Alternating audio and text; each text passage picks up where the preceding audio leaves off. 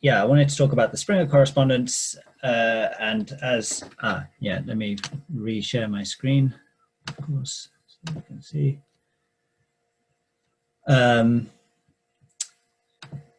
Yeah, and so as you can tell from the subtitle, I kind of wanted, my idea was to use the Springer correspondence as a kind of paradigm for all of geometric representation theory, which is the kind of area that I work in, I think it kind of nicely brings together a whole bunch of different ideas, but also tools and themes in the subject that are very much part of contemporary research as well, even though the stuff I'll be talking about is by now, you know, a few decades old. So yeah, just to go briefly over the plan for the rest of the semester. So I can see, has the screen changed for you? Okay. Yeah, so here's the plan for the rest of the week. Today's lecture, I basically want to be able to state the main theorem of the Springer correspondence, both in first in type A for SLN, and then discuss a little bit about general type. And then kind of the next two lectures will go through two different approaches to it, two different sets of tools in geometric representation theory that allow us to get at the Springer correspondence in more or less sophisticated ways. So the next lecture will be about convolution in using Borel-Moore homology. And then in the third lecture, we'll talk about things like perverse sheaves and intersection cohomology. All right. So today's plan, I see something strange going on my screen. It's gone back to the title page, even though I haven't done that. I don't know why it's doing this.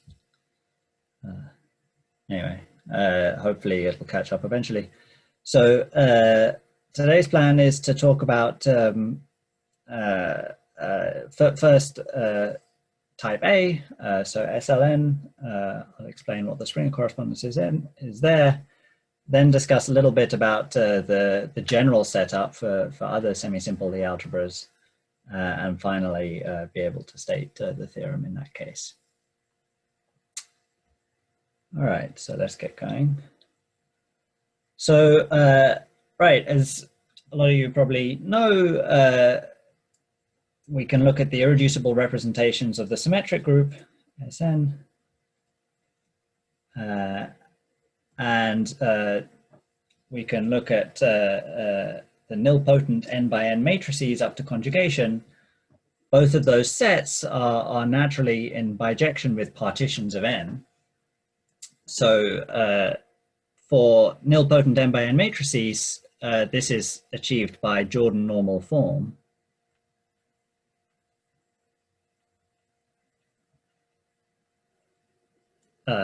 So in particular, if you have a nilpotent n by n matrices, so nilpotent here means, well, you could think that it means that some power of the matrix is zero, but another characterization of nilpotent that will be useful is that all eigenvalues are zero. Or rather, the only eigenvalue of the matrix is zero. And by the way, if I didn't say, everything is over C, complex numbers, for all of these lectures. I talk about things like matrices and vector spaces and so on. Right, so if you have a nilpotent n by n matrix, it can be put in Jordan normal form. So because it's nilpotent, or the diagonal is zero, and the only information that's left is the partition of the blocks. So there'll be some sort of, it'll be in some block form like this, where these are Jordan blocks. And this records a partition. So yeah, so for example,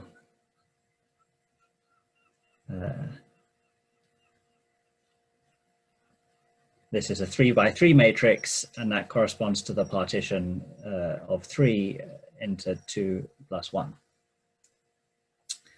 And on the other hand, this one's a bit harder to see, but if you know a bit about representation theory, then an irreducible representation of Sn is in bijection with conjugacy classes of Sn.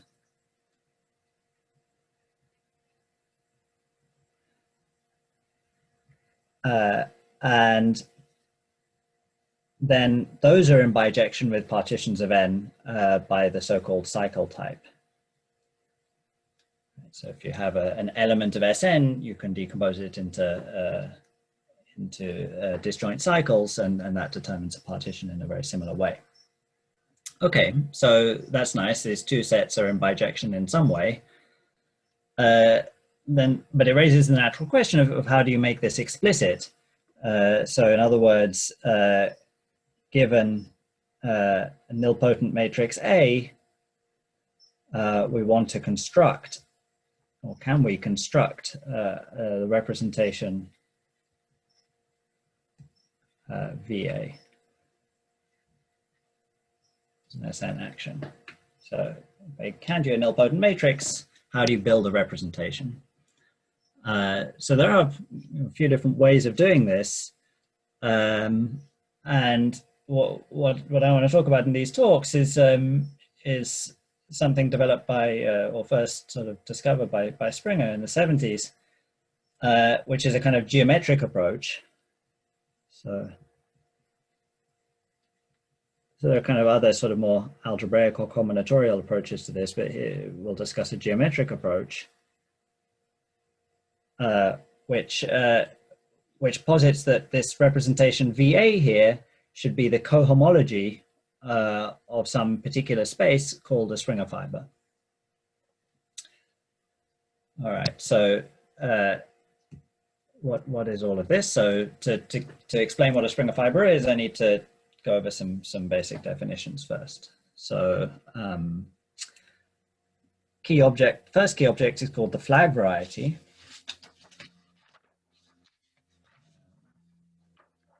So the flag variety consists of this data. So first of all, we're fixing this integer n, like we talked about n by n matrices before.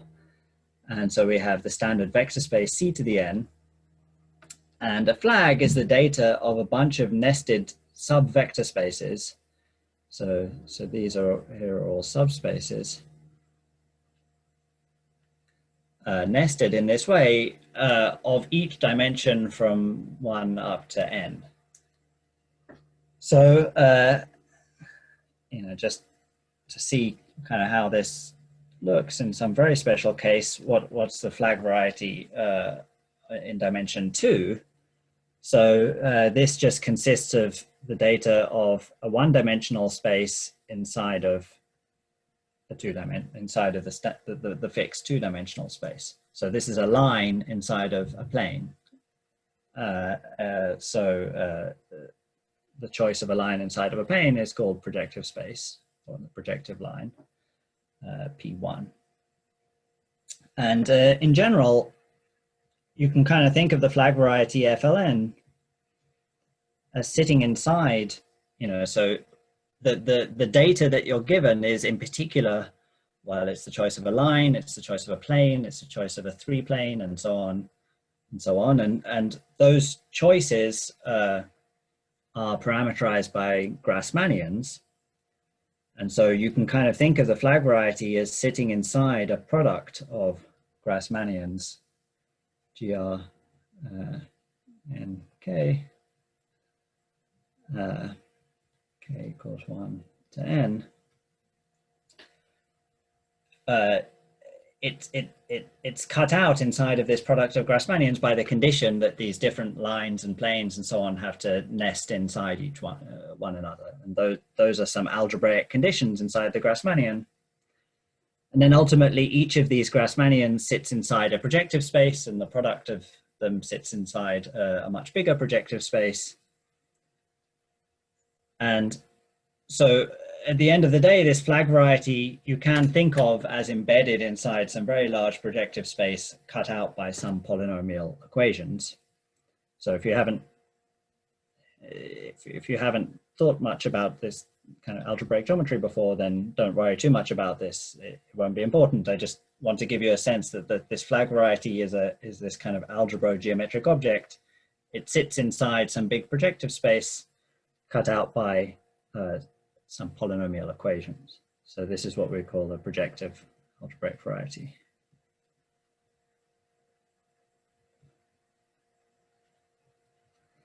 But if you prefer a kind of more differential geometry approach, then you can also think of this as a, in particular, it's a compact, complex manifold. So, okay, we'll see more examples of this in a bit later, but that's the basic idea. This flag variety parameterizes this linear algebraic data. Okay, so what's the Springer fiber now? So if you fix an n by n matrix A, then the Springer fiber consists of all flags in this flag variety satisfying a certain condition, namely that each individual piece of the flag must be preserved by the matrix A. So A acts as endomorphisms of C to the n, and we want it to preserve each of the flags involved. All right, so let's do some examples.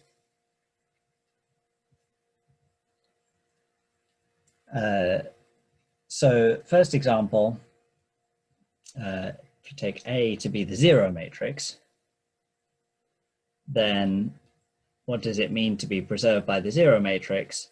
Well, every VI will be sent to zero, which in particular is contained inside VI, so every flag is preserved by the zero matrix. So in this case, the Springer fiber is just the flag variety itself.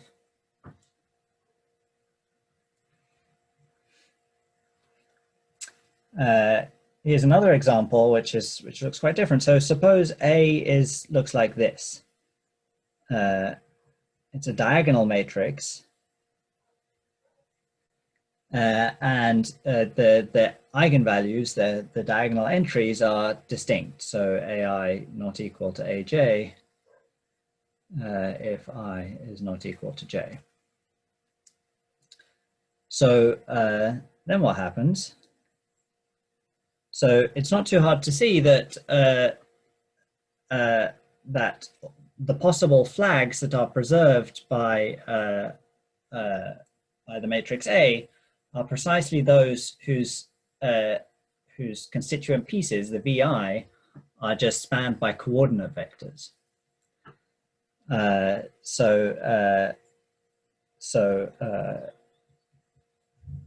FLNA, I'll call these coordinate flags. So what it means is that these flags look like this. So here's one way of saying it. So if we fix an element W in the symmetric group, so a permutation of the numbers 1 through n, then the flag takes this form.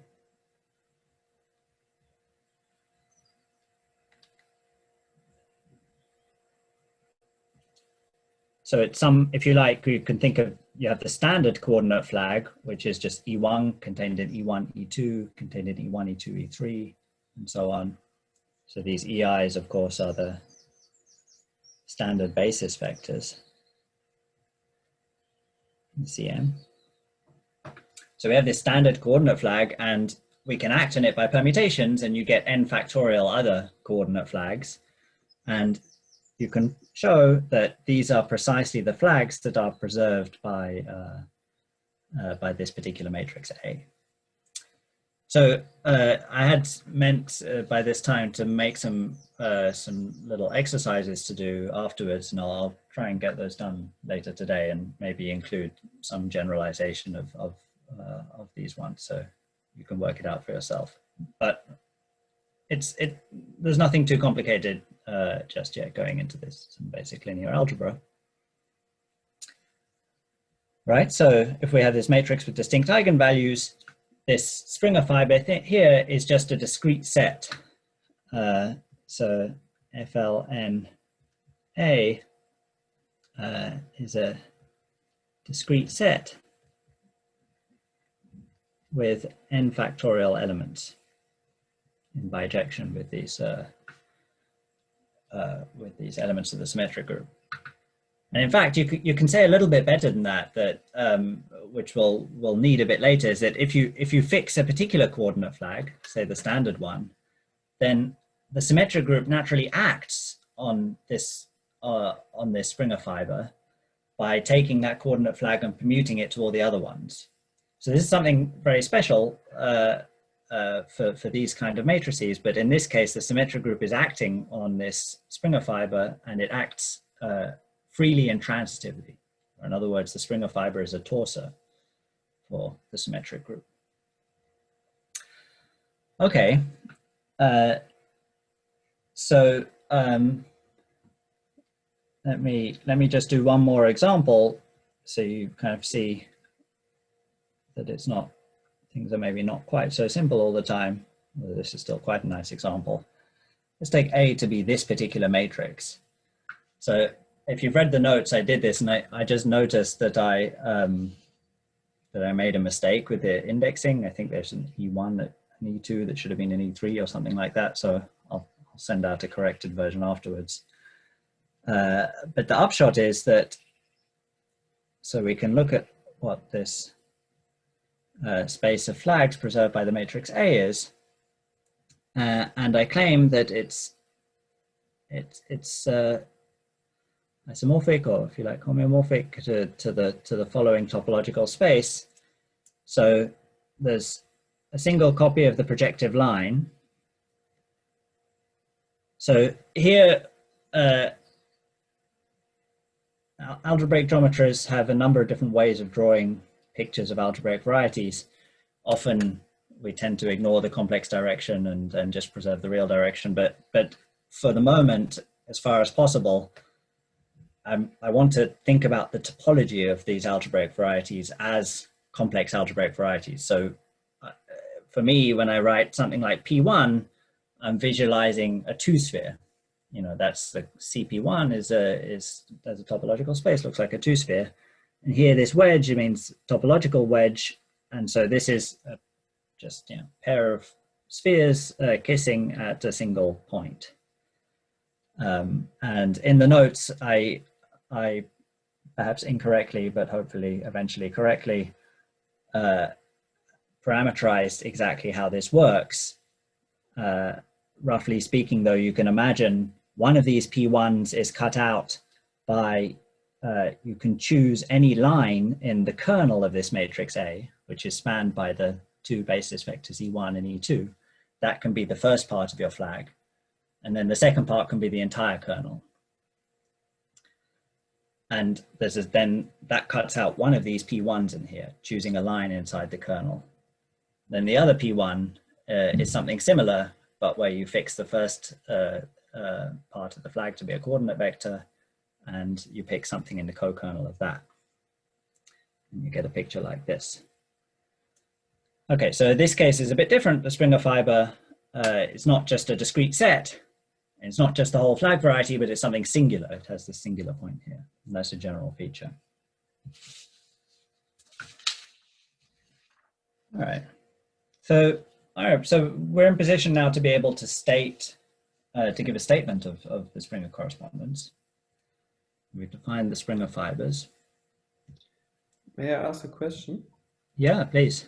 So which flag corresponds to this intersection of these two spheres?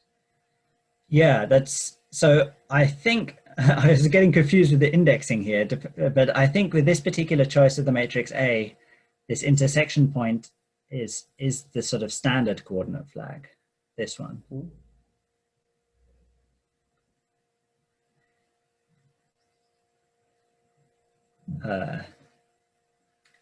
Yeah, I think I believe that's right. So if you get bored during the lecture, you can try and figure it out correctly and make the correction in my notes ahead of time. Yeah. believe that's right in this case. Thank you. Great.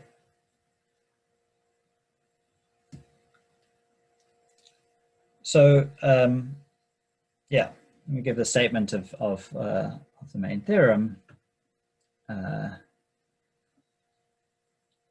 which, well, I should have put attributions here. I think I perhaps did a little bit more carefully in the notes. I mean, part of this is due to Springer, part due to Spaltenstein,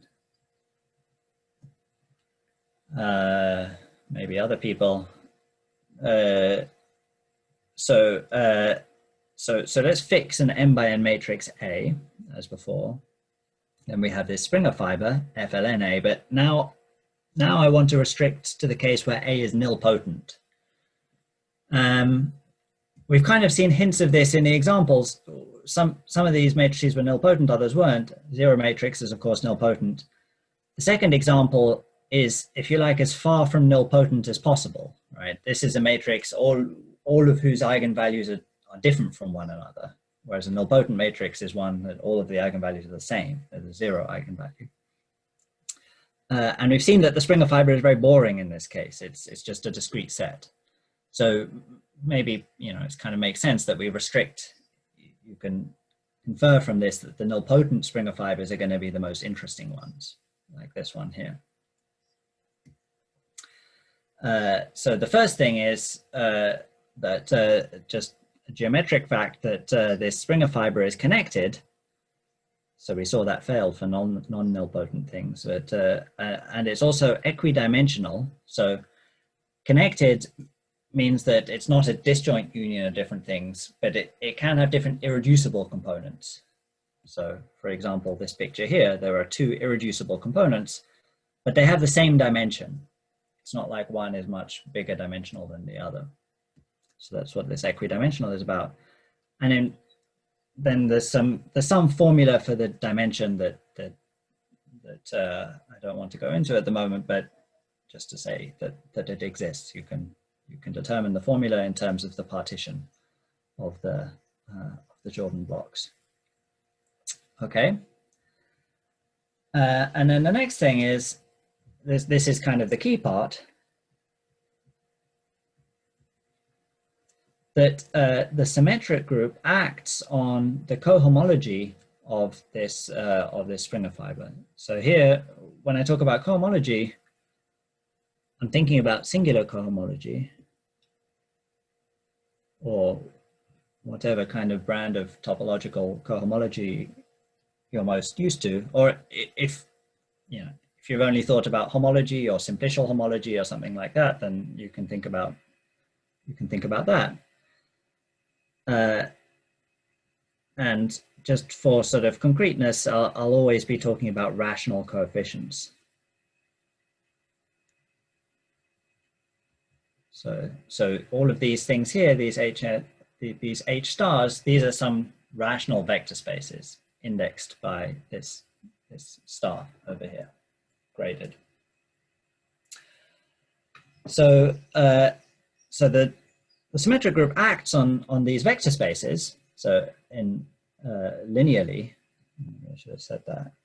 So in other words, this is a representation of the group Sn, a rational representation. And the most interesting part is to look at this top degree piece here. So I said that these FLNs have dimension d of a. So that's just some number. Here, maybe I should have specified, of course, dimension when we're talking about in algebraic geometry. These are complex algebraic varieties, so we're talking about the complex dimension. So this Springer fiber here, for example, has dimension 1. It's just a projective line. But as a topological space, or if you like, as a real pseudo manifold or something, it has dimension 2, right? I mean, these are spheres. These are two spheres. And so in particular, the top possible degree of cohomology of these spaces in that case is 2, or 2 d of a in general. And it turns out that this is an irreducible representation of the symmetric group. So we have this Springer fiber, the symmetric group acts on it, and, sorry, rather the symmetric group acts on its cohomology, and we look at the top degree part, and that's an irreducible representation. In fact, if you're not so familiar with, you haven't thought about cohomology and things like that much, then this vector space is actually kind of pretty explicit. In some sense, this is generated by the irreducible components. This would be a little bit easier to say if I had said homology instead of cohomology. If you think about the top degree homology, and you look at this picture, then you see that there's sort of a cycle for the left sphere and a cycle for the right sphere, and those span, in this case, H2 of this particular topological space. So, okay, this is just a nice vector space whose dimension is just equal to the number of irreducible components. And then, importantly, every irreducible representation appears in this way exactly once, basically. So every irreducible representation of Sn is isomorphic to one of these Springer representations for some matrix which is uniquely determined up to conjugation. So of course, I didn't say this earlier perhaps, but if I take two nilpotent matrices and their conjugate, then the Springer fibers will be isomorphic. So I don't get new representations in that way, but everyone is accounted for by a unique conjugacy class of matrices A. So this is the Springer correspondence that I alluded to earlier. So the conjugacy class of the matrix A determines this. So I guess I'll just write it like this. A goes to VA, which is this vector space.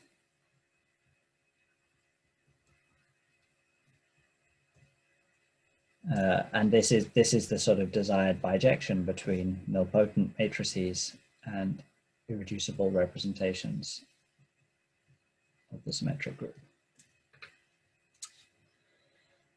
Okay, so that's very nice, but so far I haven't really told you how it works, right? I haven't told you the action of Sn on this cohomology group that gives rise to this.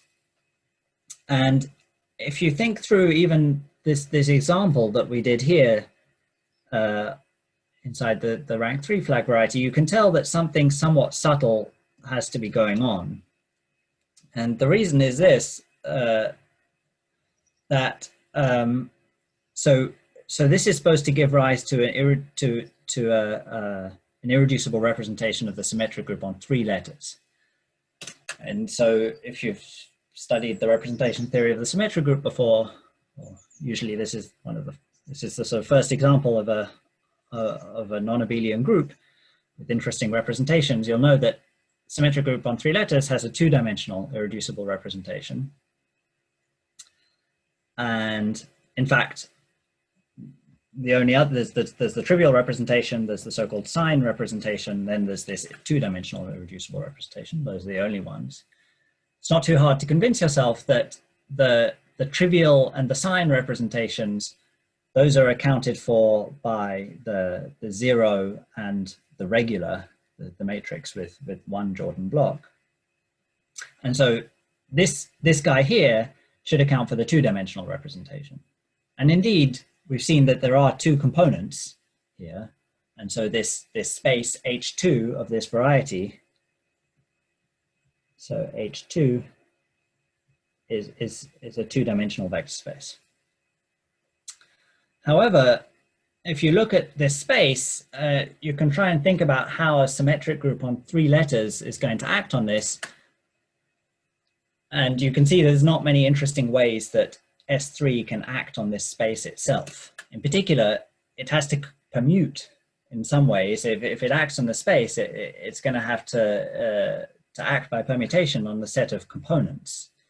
And there's not really any interesting way that that it can do that.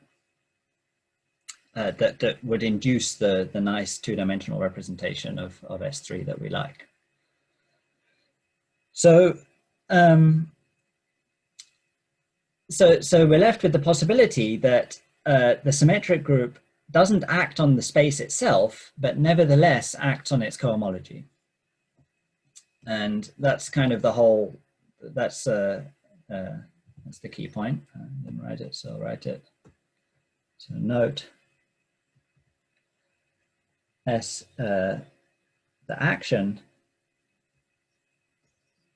Sn on H star is not induced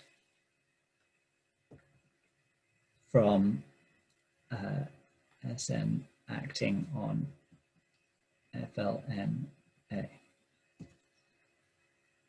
And in fact, this is kind of why the subject is so interesting. Why this is not just a lecture about geometry, that we could just ask, well, can the symmetric group act on this topological space in some interesting way? But understanding this action requires all these extra tools, like the convolution algebras we'll discuss next time and the perverse sheaves on Friday.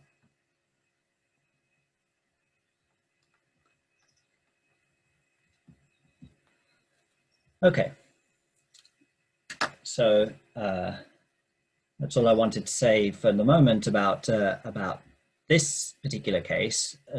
Now I wanted to kind of put this subject, the Springer correspondence, into some somewhat wider setting. And I'm going to do this a bit briefly. If you haven't seen these kinds of things before, this may be, well, it will be far too fast, but don't worry. For examples, you can always just think about this this case that we've discussed before, the SLN, the matrices version. And what I'm discussing here is some generalization of that. I'm doing it partly because the notation will develop, will come up again and again, so I need to do it, but also to see that that there are other interesting examples that this fits into. So, okay, so the setup is this. We have this semi-simple Lie algebra. And the example to keep in mind is that G is SLN. So these are traceless n by n matrices. And this case is essentially the story that I told before. And we have an algebraic group integrating this Lie algebra, which acts by the adjoint action. And this Lie algebra, and the example here, of course, is that you can, well, there's two possibilities. You can either take G to be the matrices with determinant 1, or you can take it to be the matrices where you quotient out by the scalar matrices. It's the projective in your group. And there'll be some slight differences depending on which choice you take, and we'll talk about that a bit later, but for now it doesn't matter so much. So we have, this is kind of the key example to keep in mind. But there are other examples. For example, there are the other classical examples where you can take the orthogonal groups or the symplectic groups,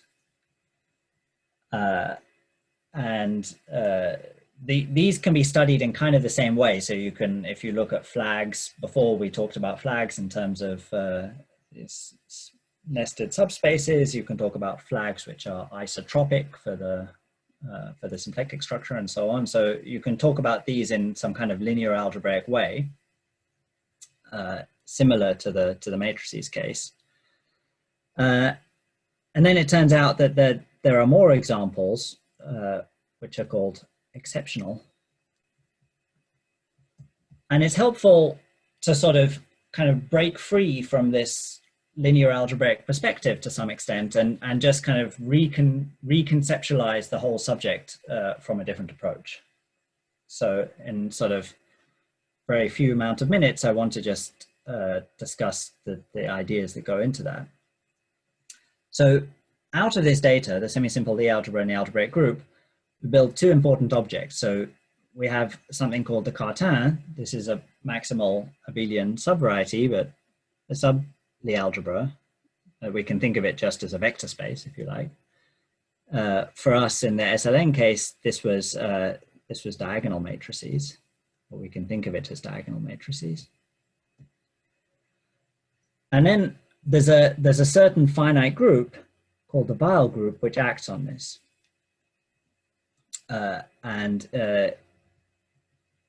In our example, this was the symmetric group. So the symmetric group acted on diagonal matrices by permuting the entries. So there's a couple of different ways of conceiving of this, of defining this. One is that inside this, if you think of the real, so there's a real vector space associated to the Cartin, and it has a bunch of hyperplanes in it. These hyperplanes are coming from the eigenvalues of these of this Cartin on the Lie algebra G itself.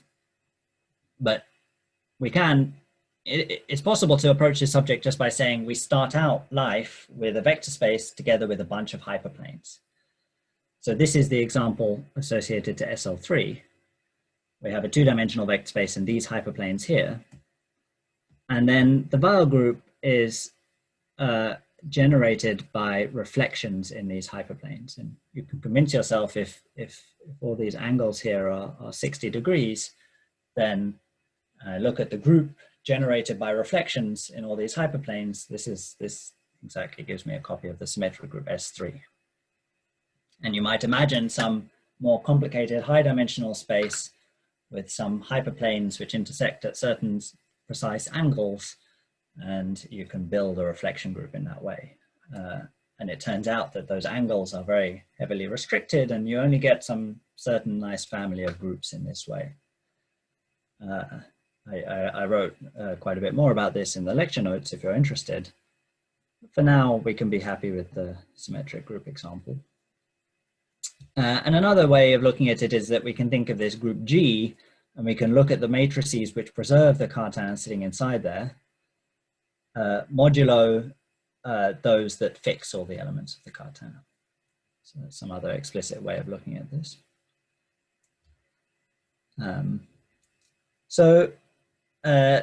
Okay, that's sort of one little direction you can go in.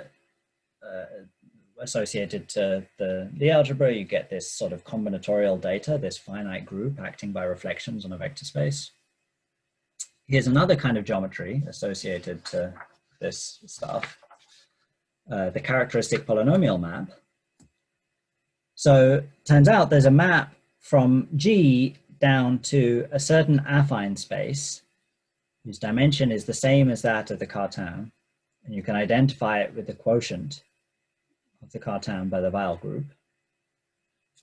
And I call this the characteristic polynomial map for the reason that if G is SLN, then this is just the thing that just takes a matrix and associates the coefficients of the characteristic polynomial. So let's just do a very special case. See the basic idea. If we have SL2, it's a matrix like this, A, B, C, and C, then there's basically, so because it's in SL2, it already has trace 0. And the only other coefficient of a characteristic polynomial, or the only other invariant of this matrix is the determinant. And so this map, chi, I'm going to take it, in fact, to be just minus the determinant, because that just works out better. And so this, this space, which I called frac C down here, is just a line, complex line, C.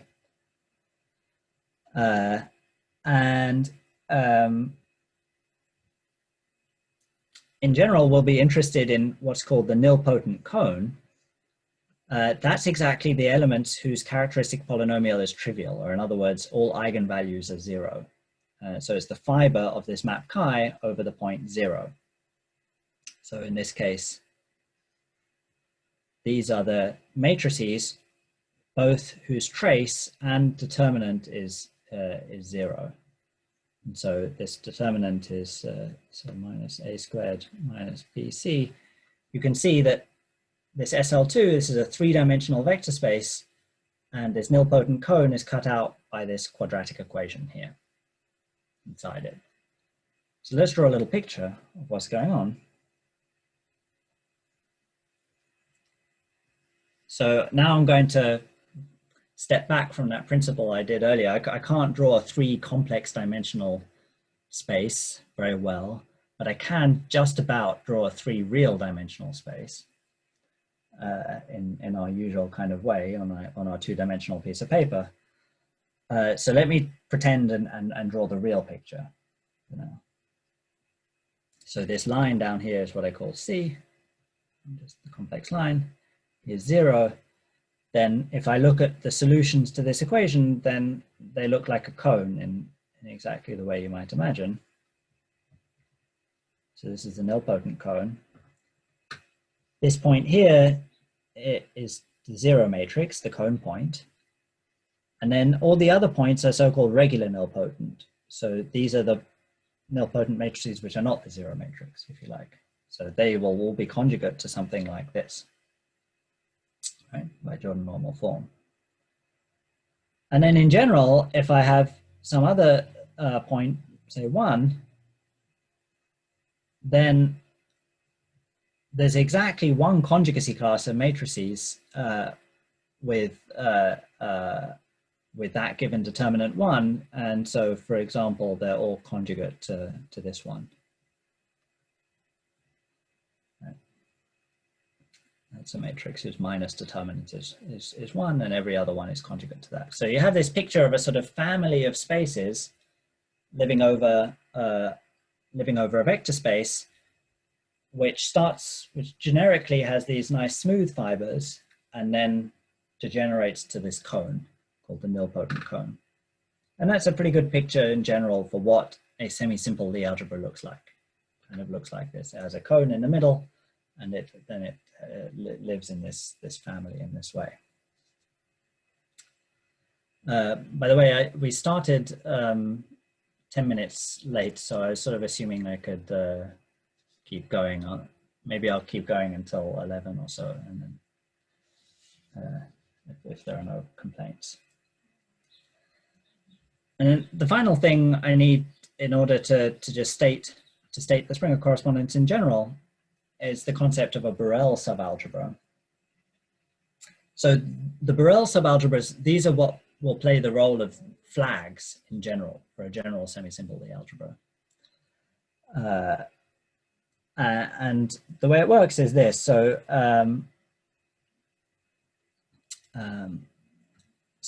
let me say the example of SLN. Very simple. So what's a Borel inside of the Lie algebra SLN? I claim these are just in one-to-one correspondence with flags, as we discussed before. And the correspondence goes like this. If I take a flag V, so the sequence of vector spaces inside of Cn, I can look at all the elements of SLN which preserve this flag. So it's kind of like I'm doing the reverse thing to what we did earlier. Before, I fixed a matrix A and I looked at all the flags which it's preserved by. Now I'm sort of reversing the question and saying, if I look at a flag, what are all the elements of the Lie algebra which preserve it? And it turns out that reverse question is kind of nicer in some ways, has an easier answer, because the space of elements which preserves it is just some nice sub-Lie algebra of our Lie algebra, and it's called a Borel. So we have B of V. This is a space of all x in G such that x preserves B. So example to keep in mind is the following. So if we take the coordinate flag, if V is equal to our favorite one, E1 contained in E1, E2, contained in E1, E2, E3. I don't know, now I feel like I'm going to say, then B is one of either one or two things, depending on, and hopefully I'll get it the right way around.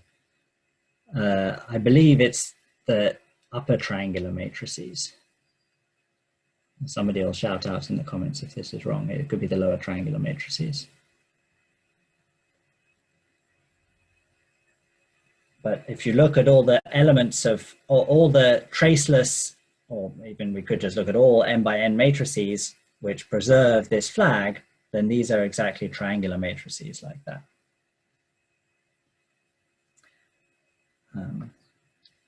And in general, because all the flags are conjugate to one another, we can always change the basis so that the flag becomes the standard flag. You can always conjugate by some matrix in SLN to make any Borel subalgebra look like this one. So you can kind of just think that Borel subalgebras are things that look like this. And there's a general sort of feature, which is that inside the Borel, so we think of this as upper triangular matrices, we have a sub-Lie algebra, which is the nilpotent radical. So these are things with 0 along the diagonal, and then strictly upper triangular, like this. And then the quotient we can identify with this Cartan that I mentioned earlier. So these are diagonal matrices. Or we can think of them as diagonal matrices. And in the notes, I went into a lot more detail in different ways of thinking about this. For now, again, if you haven't seen this stuff before, or this is new to you, then don't worry too much about it. You can think of this just as introducing the notation. So B will refer to something, to some conjugate of upper triangular matrices. N of B will refer to this strictly upper triangular matrices, and H refers to diagonal matrices. But just to bear in mind then that this notation has some broader meaning. All right, so let's now get to the point where we can state the general thing, general Springer correspondence. So we have this flag variety now in general parameterizes all the Borel subalgebras. And the flag variety FL has what you might call a tautological vector bundle, or tautological bundle over it, which I'll call G tilde, like this. And so what do I mean by that? So a flag variety parameterizes flags B, and so we can look at a bundle over the flag variety whose fiber to flag B is B itself, right? So this is a sort of family of Lie algebras, if you like, living over the flag variety, whose fiber over a particular point is just the Borel itself. I don't really know how to draw a picture of this, but I don't know. Something like that. This is the flag variety, and then this is a particular Borel living over the flag variety. So in particular, this is a vector bundle over a smooth. This guy again is a compact complex manifold. Just like we saw in the previous example, and this guy is some vector bundle over it. So that all seems very nice. But if you look at the sort of explicit description of this tautological bundle, it's a pair of elements, an element in G and a flag, which satisfy this condition that the element is inside the flag. This is just a way of sort of making precise the thing I said before about a fiber over a flag being B. You can see that there's another map, which I've called pi, which is given by just forgetting the flag. And so this map is more complicated. The fibers of this map are exactly the spaces of flags which sit inside the spaces of flags which contain the given element X. Sorry, I'm using interchangeably the word flag and Borel. Hopefully that's not too confusing. So again, this is kind of these two perspectives that I talked about earlier. You can either fix the flag and look at the element, or fix the element and look at the flag. And this is the map that's going to be of interest for us. And in particular, we can define the Springer fiber as the set of Borels inside the flag variety which contain a given element X. So, or in other words, the fibers of this map pi. So in particular, if we look at the Lie algebra SLN, then this Springer fiber is just the same thing that we saw before. Namely, if you use this correspondence between Borel subalgebras and flags in CN, then the condition that X is contained in the Borel is exactly saying that it's preserving that flag. Right? So this Springer fiber is the same thing that we defined earlier. Okay. So there's just one more thing I need to say, and then I'll just quickly state the theorem, and then I'll stop. So there's a technical point here that didn't come up earlier, which is that we can talk about these component groups. So this here is some certain finite group, which is defined as the group of connected components of the centralizer of the nilpotent element X inside this group G. So a good exercise to do is that if X is this matrix here, and G is SLN, then you can convince yourself that A SLN X, so this is 2, SL2X, is a group with 2 elements. So the centralizer has 2 connected components. Okay, but there's just this group here, and the main thing about it is that it naturally acts on the cohomology of the Springer fibers in an easier way. So this just because the centralizer naturally acts on this, and because we're acting on cohomology, the connected component acts trivially on the cohomology. And then there's a general statement which looks similar to the one before, which is that the Springer fiber is connected and equidimensional of this certain dimension. And again, there's a formula, but we won't worry too much about it. Okay, and finally, I can give a statement of the Springer correspondence in general. It looks similar. It's just a little bit more complicated because of this component group here. So if we fix a given nilpotent element of our Lie algebra, then this group, the Weil group, again, acts on the cohomology of the Springer fiber.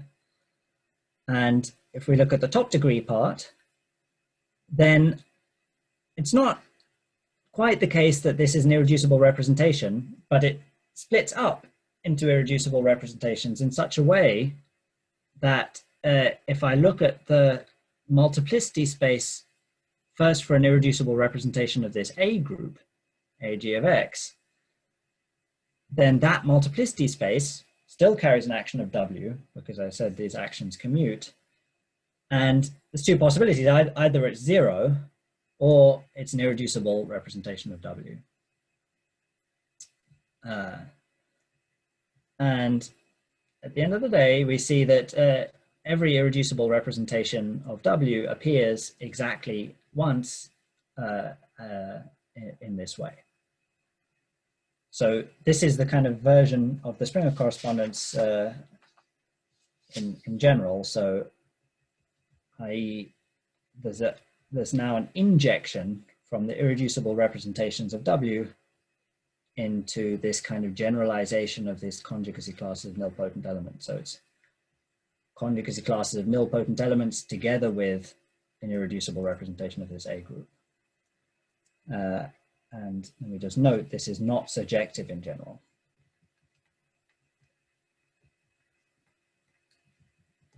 Maybe we'll talk about that a bit another time. Okay, so I'm sorry for running over there and going fast towards the end. If that last part was too fast for you, don't worry too much about it. The next lecture will contain, we'll be going in a different tack and talking about some geometric tools used to construct these kind of actions.